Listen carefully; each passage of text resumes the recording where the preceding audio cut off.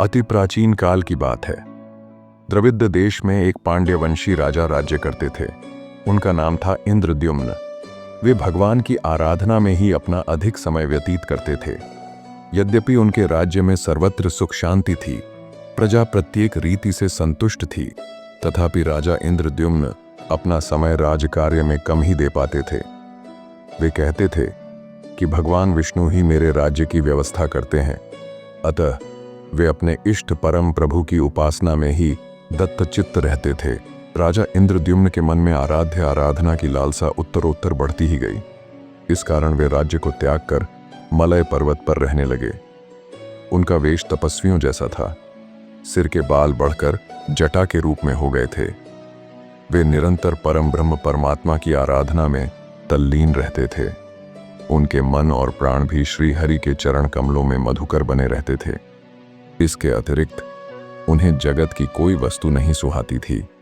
उन्हें राज्य, कोष, प्रजा तथा पत्नी आदि किसी प्राणी या पदार्थ की स्मृति ही नहीं होती थी। एक बार की बात है, राजा इंद्रद्युम्न प्रतिदिन की भांति स्नान आदि से निवृत्त होकर सर्वसमर्थ प्रभु की उपासना में तल्लीन थे। उन्हें बाह्य जगत का तनिक भी ध्यान नहीं था। संयोगवश उसी समय महर्षि अगस्त्य अपने समस्त शिष्यों के साथ वहां पहुंच गए, लेकिन न पाद्य, न अर्घ्य और न स्वागत। मौनव्रती राजा इंद्रद्युम्न परम प्रभु के ध्यान में निमग्न थे। इससे महर्षि अगस्त्य कुपित हो गए। उन्होंने इंद्रद्युम्न को शाप दे दिया। इस राजा ने गुरुजनों से शिक्षा नहीं ग्रहण की है और अभिमानवश परोपकार से निवृत्त होकर मनमानी कर रहा है। ब्राह्मणों का अपमान करने वाला यह राजा हाथी के समान जड्ढा बुद्धि है, इसलिए इसे घोर अज्ञानमयी हाथी की योनि प्राप्त हो। महर्षि अगस्त्य भगवत भक्त इंद्रद्युम्न को यह शाप देकर चले गए। राजा इंद्रद्युम्न ने इसे श्री भगवान का मंगलमय विधान समझकर प्रभु के चरणों में सिर रख दिया। क्षीराब्धि में 10 सहस्र योजन लंबा, चौधा और ऊंचा त्रिकुट नामक पर्वत था। वह पर्वत अत्यंत सुंदर एवं श्रेष्ठ था। उस पर्वत राज त्रिकुट की तराई में रथुमान नामक भगवान वरुण का क्रीधा कानन था। उसके चारों ओर दिव्य वृक्ष सुशोभित थे।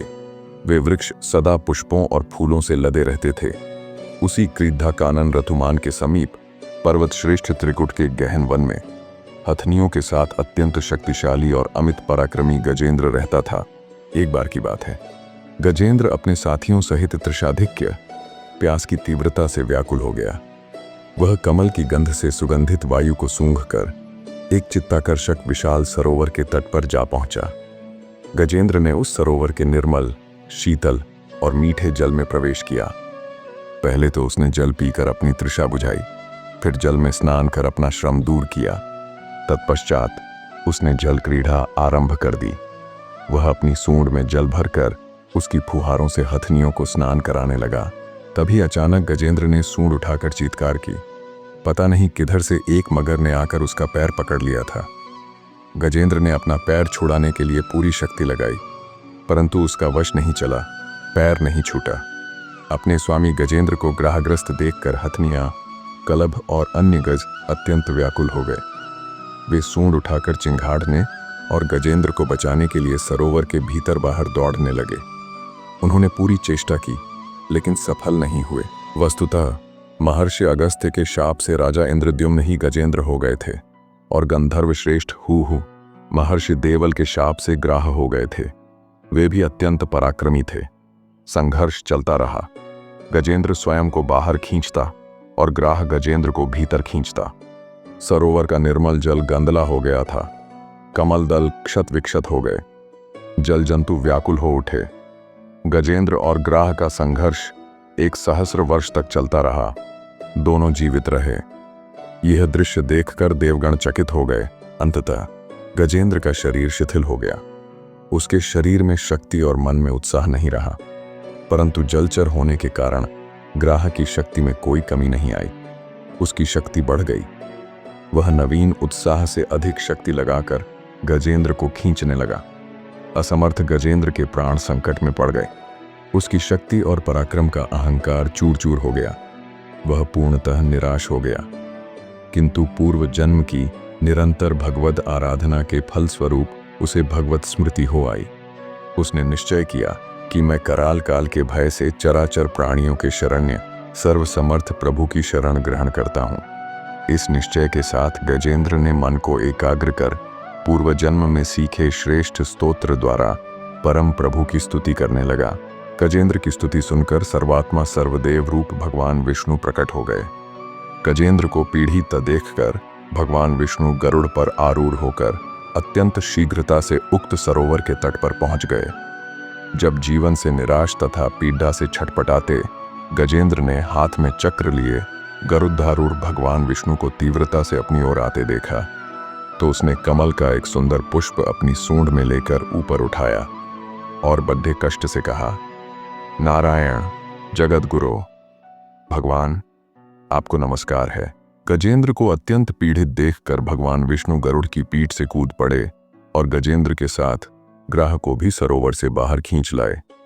तुरंत अपने तीक्ष्ण चक्र से ग्राह का मुंह फाड़कर गजेंद्र को मुक्त कर दिया। ब्रह्मादि देवगण श्री हरि की प्रशंसा करते हुए उनके ऊपर स्वर्गीय सुमनों की वृष्टि करने लगे। सिद्ध और अर्षि महर्षि परब्रह्म भगवान विष्णु का गुणगान करने लगे। ग्राह दिव्य शरीरधारी हो गया। उसने विष्णु के चरणों में सिर रखकर प्रणाम किया और भगवान विष्णु के गुणों की प्रशंसा करने लगा। भगवान विष्णु के मंगलमय वृद्ध हस्त के स्पर्श से पाप मुक्त होकर अभिशप्त हुहु गंधर्व ने प्रभु की परिक्रमा की और उनके त्रैलोक्य वंदित चरण कमलों में प्रणाम कर अपने लोक चला गया। भगवान विष्णु ने गजेंद्र का उद्धार कर उसे अपना पार्षद बना लिया। गंधर्व, सिद्ध और देवगण उनकी लीला का गान करने लगे।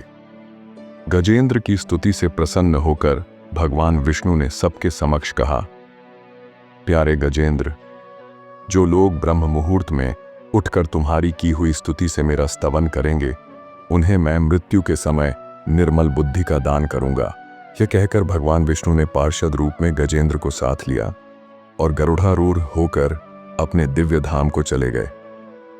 अगर आपको गजेंद्र मोक्ष की यह पौराणिक कथा पसंद आई तो कृपया वीडियो को लाइक करें, अपने दोस्तों के साथ शेयर करें और हमारे चैनल को सब्सक्राइब करें ताकि आप ऐसी और भी प्रेरणादायक कहानियों का आनंद ले सकें। नमस्ते।